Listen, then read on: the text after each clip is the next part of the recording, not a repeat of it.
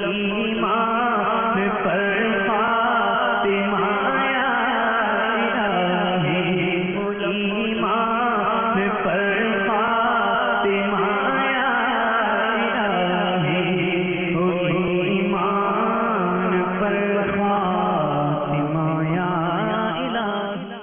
الحمدللہ رب العالمین، والصلاة والسلام على سید الانبیاء والمرسلین، اما بعد فاعوذ باللہ من الشیطان الرجیم، بسم اللہ الرحمن الرحیم۔ الصلاة والسلام علیک یا رسول اللہ وعلى آلک واصحابک یا حبیب اللہ، الصلاة والسلام علیک یا نبی اللہ وعلى آلك واصحابك يا نور الله۔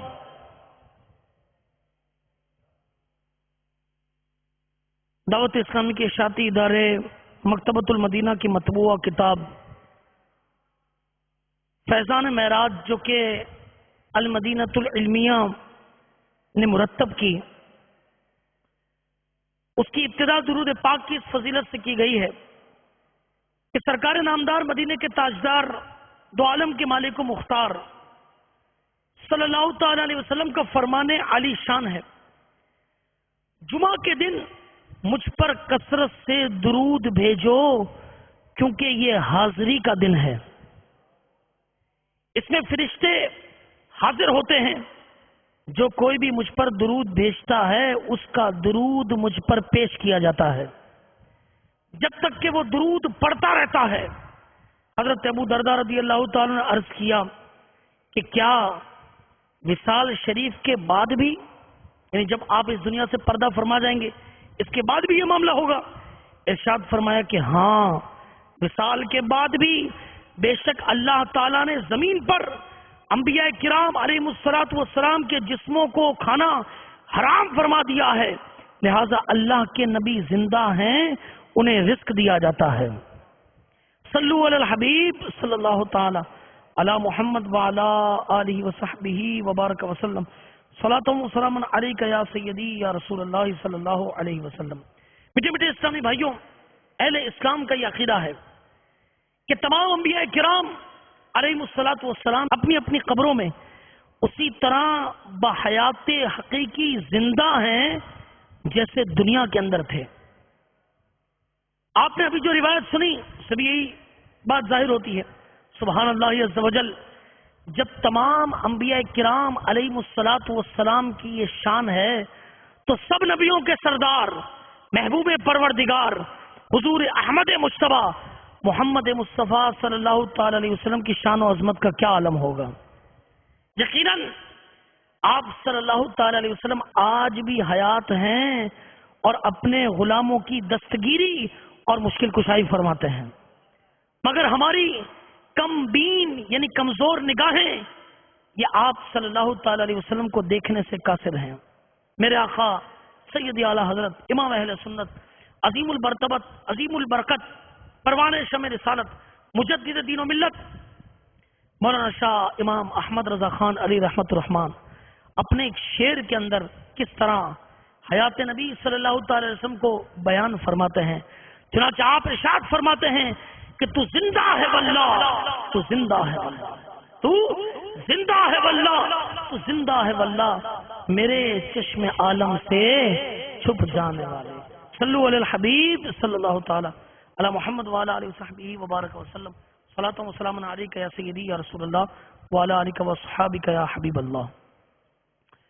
سلسلہ ہمارا یہ ایمان کی شاخیں ہے اور ہمارے اعتقادات کے ساتھ ایک بڑا ہی مضبوط اور مربوط معاملہ یہ معراج کا ہے۔ آئیے میں آپ کو چند باتیں جو ہماری نئی مطبوعہ کتاب فیضان معراج ہے اس سے میں آپ کے سامنے پیش کرتا ہوں کہ اس کتاب کو آپ ضرور مکتبۃ المدینہ سے حاصل کیجئے، اسے آپ پڑھیے گا، زیادہ صفحات بھی نہیں ہے اس کے، مختصر صفحات ہیں۔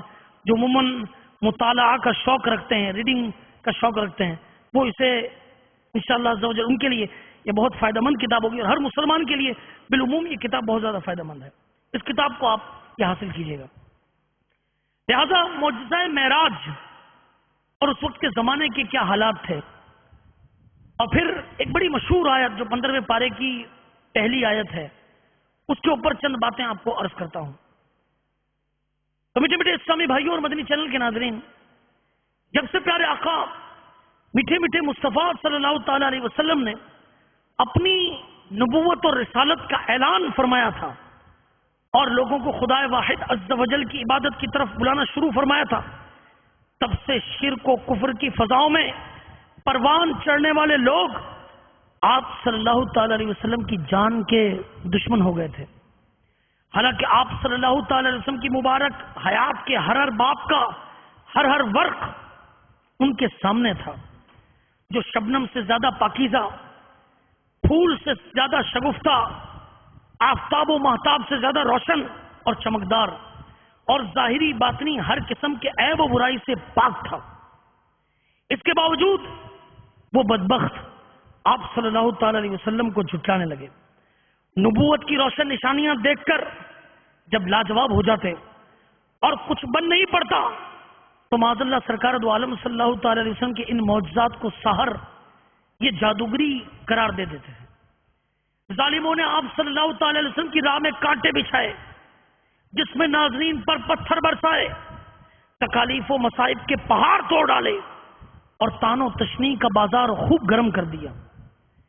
ان تمام مظالم میں اس وقت اور اضافہ ہو گیا جب اعلان نبوت کے 10ویں سال آپ صلی اللہ تعالی علیہ وسلم کے چچا ابو طالب اور اس کے کچھ روز بعد ام المؤمنین حضرت سیدتنا خدیجۃ الکبریٰ رضی اللہ تعالی عنہا ان کا انتقال ہو گیا۔ رحمت عالم نور مجسم، شاہ بنی آدم، رسول محتشم، سراپا جود و کرم، شہنشاہ امم صلی اللہ تعالی علیہ وسلم نے ان تمام رکاوٹوں کے باوجود دعوت اسلام کو موقوف یعنی ترک نہ فرمایا اور لوگوں کو کفر و شرک سے روکتے رہے۔ اس نازک دور میں جو کوئی بھی آپ صلی اللہ علیہ وسلم کی دعوت حق کو قبول کر کے مشرف با اسلام ہوتا، کفار کے جور و ستم کا نشانہ بن جاتا۔ بہرحال رفتہ رفتہ وقت گزرتا گیا اور ہمیشہ کی طرح یہ سال بھی اپنے اختتام کو پہنچا۔ 10واں سال نبوت کا ختم ہوا، 11واں سال شروع ہوا۔ اس میں تان و تشنیع اور جور و ستم، ظلم و ستم کا بازار اسی طرح گرم رہا، اور پیارے آقا صلی اللہ تعالی علیہ وسلم تمام تر رکاوٹوں، پریشانیوں، مصیبتوں کے باوجود اعلاء کلمت الحق یعنی حق کی سربلندی کے لیے مصروف عمل رہے۔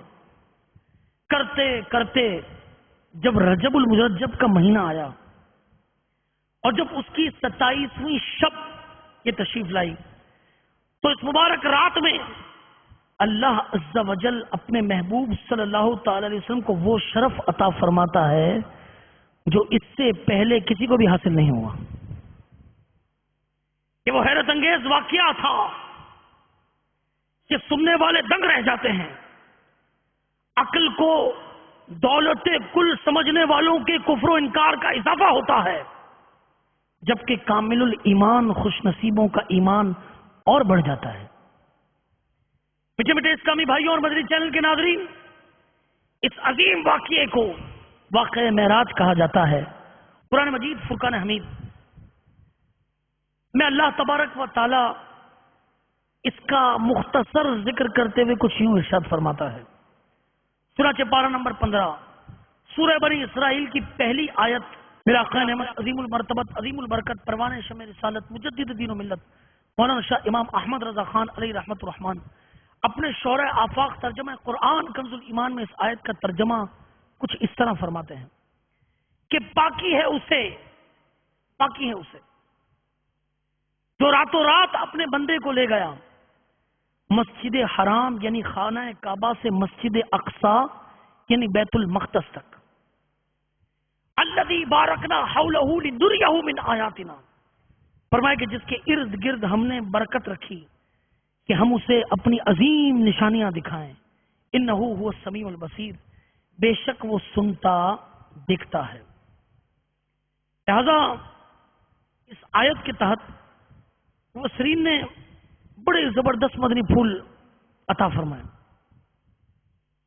چنانچہ مفسرین کرام رحمہم اللہ السلام فرماتے ہیں کہ جب سید دو عالم صلی اللہ تعالی علیہ وسلم شب معراج درجات عالیہ اور مراتب رفیعہ یعنی بلند مرتبوں پر فائز ہوئے تو رب عز و جل نے خطاب فرمایا کہ اے محمد صلی اللہ علیہ وسلم، یہ فضیلت و شرف جانتے ہو میں نے تمہیں کیوں عطا فرمایا؟ حضور اقدس صلی اللہ تعالی علیہ وسلم نے عرض کی اے میرے مولا، اس لیے کہ تو نے مجھے ابدیت کے ساتھ اپنی طرف منسوب فرمایا ہے. اس آیت کے اندر کیا لفظ ہے؟ سبحان الذی اسرا بعبدہ. حضور اقدس صلی اللہ تعالی علیہ وسلم کو اللہ نے اپنا بندہ فرمایا. فرض کی کہ مولا کہ تو نے مجھے ابدیت کے ساتھ منسوب فرمایا، اس لیے تو نے مجھے یہ عظیم مرتبہ عطا فرمایا. تو اللہ تبارک و تعالی نے اس پر یہ آیت نازل فرمائی کہ سبحان الذی اسرا بعبدہ، کہ پاکی ہے اسے جو اپنے بندے کو راتوں رات لے گیا. اس آیت کو اللہ تبارک و تعالی نے کس لفظ سے شروع فرمایا؟ سبحان سے.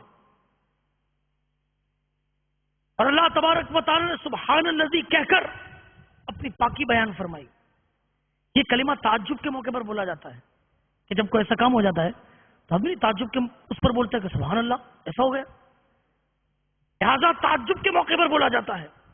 علماء کرام فرماتے ہیں کہ چونکہ واقع معراج یہ بہت ہی حیرت انگیز ہے اور انسانی عقل سے بالا تر ہے، اسی لیے فرمایا کہ سبحان الذی، یعنی یہ اس کے ارادے سے ہوا جو ہر عجز سے پاک ہے.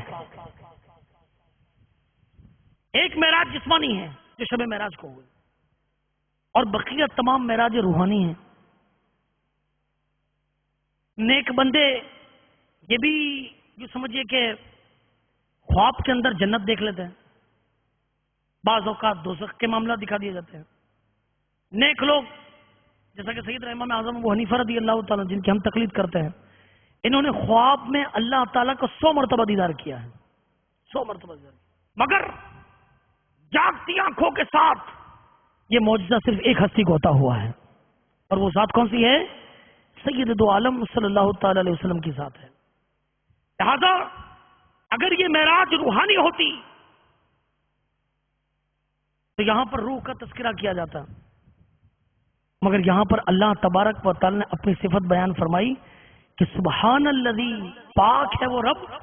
لہذا یہ اسی کی شان اور قدرت ہے کہ اس نے ایک رات کے قریب حصے کے اندر اپنے محبوب کو جسم اور روح دونوں کے ساتھ بلا لیا، دونوں کے ساتھ بلا لیا اور معراج عطا فرمائی. وہ ہر طرح قادر ہے. رسول اللہ صلی اللہ علیہ وسلم کے جسم اثر کا اوپر کی طرف جانا، قرۂ آگ و زمہریر سے سلامت گزر جانا، آسمانوں میں داخل ہو جانا، پھر جنت اور دوزخ کی سیر فرمانا، پھر اس قدر جلد واپس آ جانا اگرچہ بہت مشکل معلوم ہوتا ہے، مگر رب قدیر عز و جل کے نزدیک کچھ مشکل نہیں. لفظ جو ارشاد فرمایا گیا کہ سبحان، اس کے متعلق مفسر شہید حکیم الامت مفتی احمد یار خان علی رحمت الحنان فرماتے ہیں کہ جو کوئی اس اسم الہی کا وظیفہ کرے، یعنی یا سبحان یا سبحان یا سبحان پڑھے، تو اللہ تعالیٰ اسے گناہوں سے پاک فرما دے گا. وجہ آپ نے کیا بیان فرمائی؟ آپ نے فرمایا کہ ہر اسم الہی کی تجلی یہ عامل پر پڑتی ہے، یعنی اس کے پڑھنے والے پر پڑتی ہے. جیسے کہ جو یا غنیوں کا وظیفہ کرتا ہے اللہ تبارک و تعالیٰ اسے غنی اور مالدار فرما دیتا ہے. لہذا جو یا سبحان کہے گا تو چونکہ سبحان کے معنی ہے پاکی ہے اسے، تو اللہ تعالیٰ اس بندے کو گناہوں سے پاک فرما دے گا.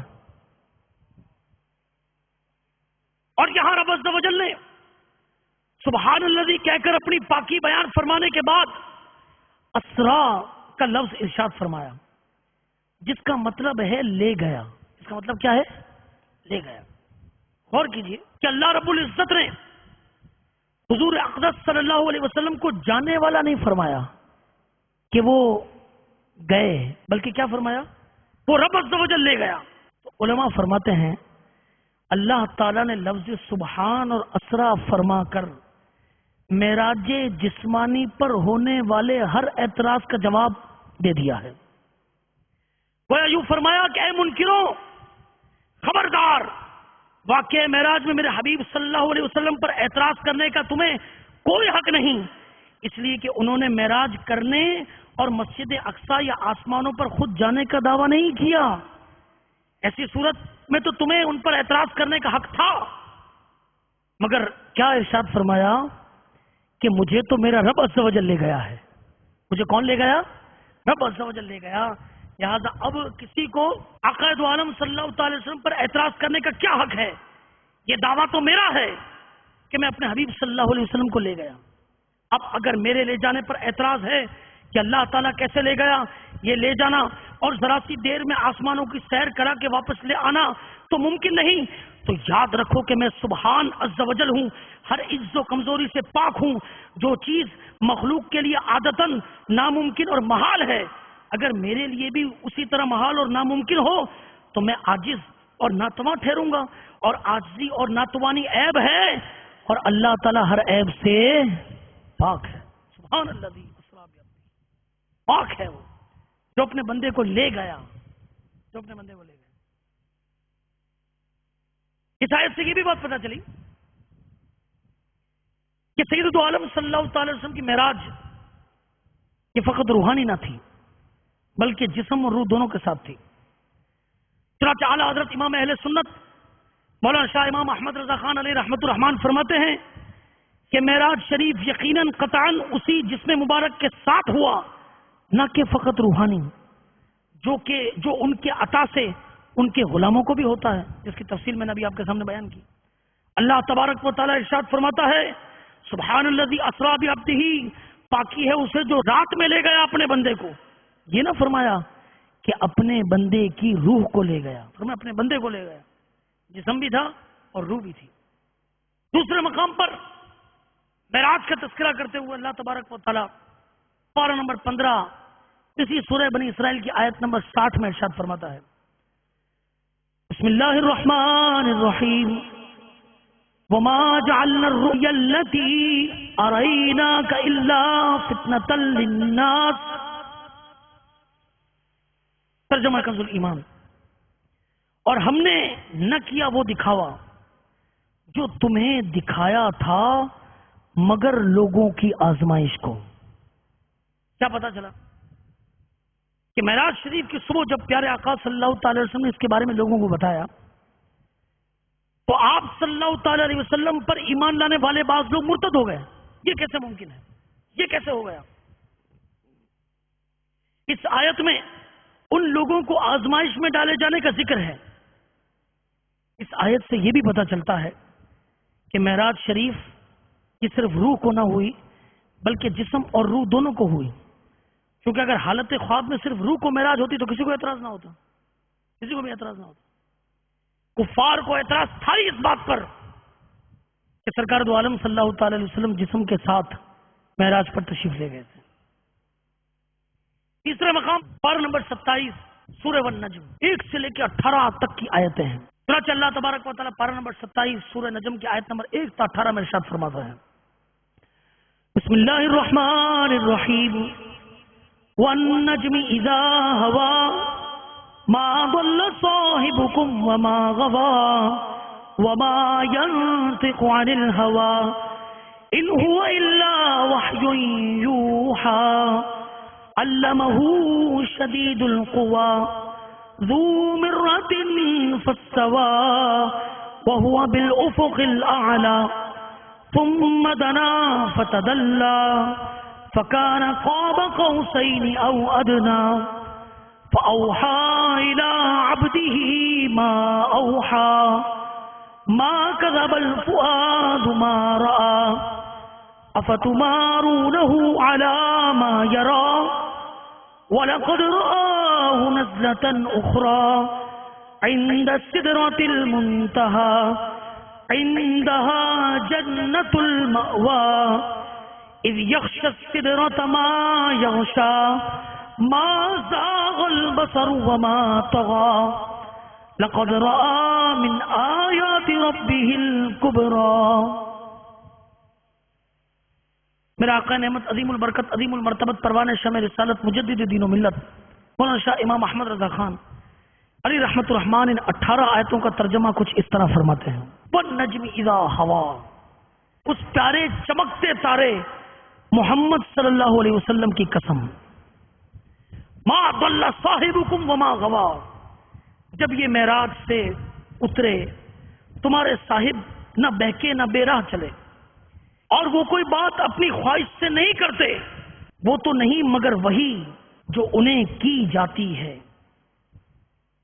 انہیں سکھایا سخت قوتوں والے نے، علمہ شدید القویٰ، انہیں سکھایا سخت قوتوں والوں نے، ذو مرۃ فاستویٰ، فرمایا کہ پھر اس جلوے نے قصد فرمایا، وہ بالافق الاعلی، اور وہ آسمان بری کے سب سے بلند کنارے پر تھا، پھر وہ جلوہ ثم دنا فتدلی، پھر وہ جلوہ نزدیک ہوا، فکان قاب قوسین او ادنا، پھر خوب اتر آیا تو فرمایا کہ اس جلوے اور اس محبوب میں 2 ہاتھ کا فاصلہ رہا، بلکہ اس سے بھی کم، فرمایا فاوحا الی عبدہ ما اوحا،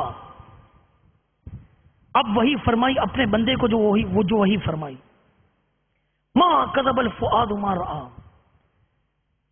فرمایا دل نے جھوٹ نہ کہا جو دیکھا، افتمارونہ علی ما یری، کیا تم ان سے ان کے دیکھے ہوئے پر جھگڑتے ہو، وَلَقَدْ رَآوْا نَزْلَةً أُخْرَىٰ، انہوں نے تو وہ جلوہ 2 مرتبہ دیکھا، 2 مرتبہ دیکھا، عند سدرۃ المنتہا، کس کے پاس؟ سدرۃ المنتہا کے پاس، عندہا جنت المأویٰ، اس کے پاس جنت المأویٰ ہے، اذ یغشی السدرۃ ما یغشی، جب سدرہ پر چھا رہا تھا جو چھا رہا تھا، ما زاغ البصر وما طغى، آنکھ نہ کسی طرف پھری نہ حد سے بڑی، لقد رأى من آیات ربه الكبرى، بے شک اپنے رب کی بہت بڑی نشانیاں دیکھیں۔ ان آیات میں نجم والنجم، تارے سے کیا مراد ہے؟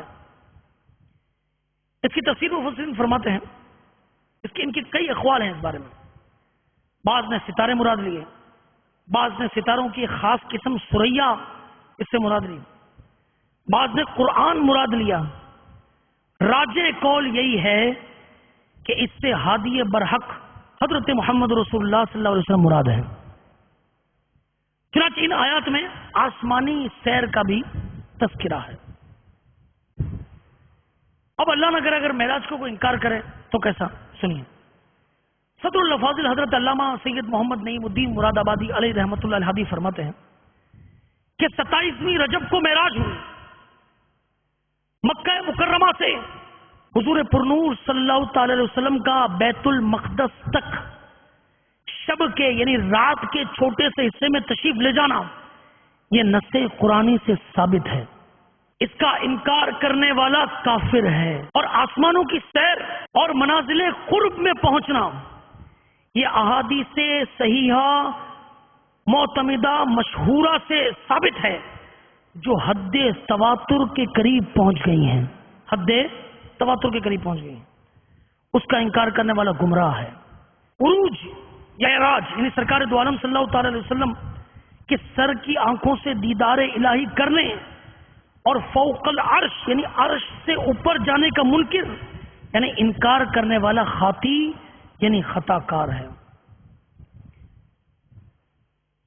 اور معراج شریف کے اندر جب معراج کروائی گئی تو اس میں بہت ساری حکمتیں تھیں، اللہ تعالیٰ کا کوئی کام حکمت سے خالی نہیں ہوتا، اس حکیم عز و جل کے ہر کام میں حکمتیں ہیں، اگرچہ ہماری عقلیں یہ سمجھنے سے قاصر ہیں۔ یقیناً اپنے محبوب صلی اللہ تعالی علیہ وسلم کو معراج کرانے کے سلسلے میں اس کی بے شمار حکمتیں ہوں گی، مگر میں یہاں پر 4 حکمتیں بیان کر کے اپنے بیان کو اختتام کی طرف لاتا ہوں۔ چنانچہ مفسر شہید حکیم الامت مفتی احمد یار خان علی رحمت الحنان یہ فرماتے ہیں، پہلا اس کی حکمت، پہلی کہ تمام معجزات اور درجات جو انبیاء کرام علیہ الصلوۃ والسلام کو الگ الگ عطا فرمائے گئے، وہ تمام بلکہ ان سے بڑھ کر وہ معجزات رسول اللہ صلی اللہ علیہ وسلم کو عطا ہوئے. اس کی بہت سی مثالیں ہیں. حضرت موسیٰ علیہ السلام کو یہ درجہ ملا کہ وہ کوہ طور پر جا کر رب عز و جل سے کلام کرتے تھے.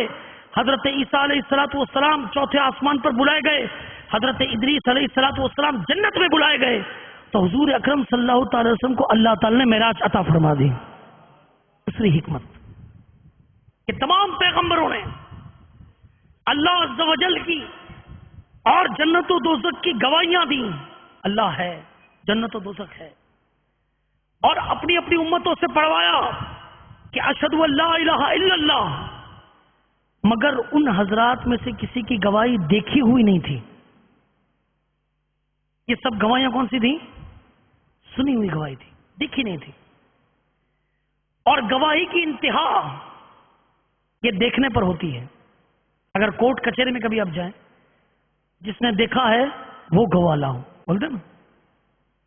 تو گواہی کی انتہا دیکھنے پر ہوتی ہے. تو ضرورت اس بات کی تھی کہ اس جماعت انبیاء میں سے کوئی ایسی بھی ہستی ہو جو ان سب چیزوں کو دیکھ کر اس کی گواہی دے. اس کی گواہی پر شہادت کی تکمیل ہو جائے گی. لہذا شہادت کی تکمیل کے لیے رسول اللہ صلی اللہ علیہ وسلم کو معراج کروائی گئی. تیسری حکمت، اللہ تعالیٰ قرآن مجید فرقان حمید میں ارشاد فرماتا ہے ان اللہ اشترى من المؤمنین انفسهم واموالهم بان لهم الجنہ، کہ اللہ عز و جل نے مسلمانوں کی جان و مال خرید لیے جنت کے بدلے میں. خریدا کس نے ہے؟ اللہ نے خریدا ہے. اللہ نے قرآن فرما رہا ہے پارہ نمبر 11 سورہ توبہ کی آیت نمبر 111 کہ اللہ عز و جل نے مسلمانوں کی جان و مال خرید لیے. کس کے بدلے میں؟ جنت کے بدلے میں. فرمایا کہ اے محبوب، تم نے مسلمانوں کی جان و مال تو دیکھ لیے، اب آؤ جنت کو بھی دیکھ لو. اپنے غلاموں کے محلات اور باغات کو بھی دیکھو، اور یہی نہیں بلکہ خریدار کو بھی دیکھ لو، یعنی اللہ تبارک و تعالیٰ کا بھی دیدار کر لو. چوتھی حکمت کہ حضور اقدس صلی اللہ تعالی علیہ وسلم تمام مملکت الہیہ کے باعطائے الہی مالک ہیں. اسی لیے جنت کے پتے پتے پر، حوروں کی آنکھوں پر غرض یہ کہ جنت کی ڈالی ڈالی پر لکھا ہے لا الہ الا اللہ محمد رسول اللہ صلی اللہ علیہ وسلم. یعنی یہ چیزیں اللہ تعالیٰ کی بنائی ہوئی ہیں اور محمد رسول اللہ صلی اللہ علیہ وسلم کو دی ہوئی ہیں. اسی لیے تو میرا آقا اعلیٰ حضرت کیا خوب فرماتے ہیں کہ میں تو مالک ہی کہوں گا کہ ہو مالک کے حبیب. میں تو مالک ہی کہوں گا کہ ہو مالک کے حبیب، یعنی محبوب و محب میں نہیں میرا تیرا. اللہ تعالیٰ عمل کی توفیق عطا فرمائے. آمین بجاہ النبی الامین صلی اللہ تعالی علیہ وسلم. صلو علی الحبیب صلی اللہ تعالی علیہ وسلم. ایمان پر